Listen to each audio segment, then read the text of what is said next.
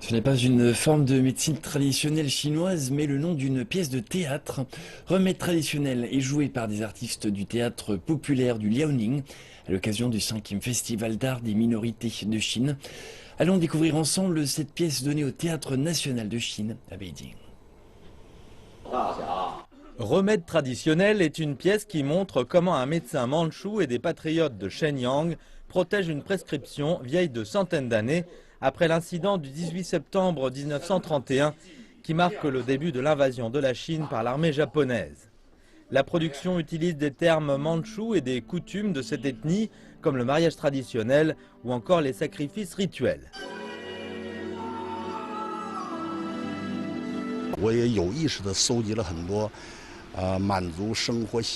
Pour présenter ces traditions avec authenticité, j'ai fait beaucoup de recherches sur la culture mandchoue.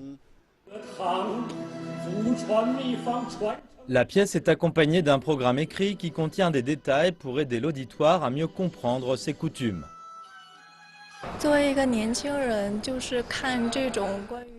Ce programme est très utile. Il m'aide à découvrir et à comprendre les différentes coutumes auxquelles nous ne sommes pas familiers.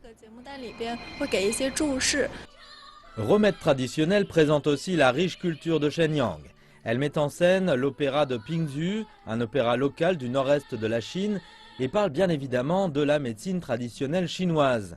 Le Festival des arts des minorités de Chine a ouvert le 14 août et durera jusqu'au 14 septembre.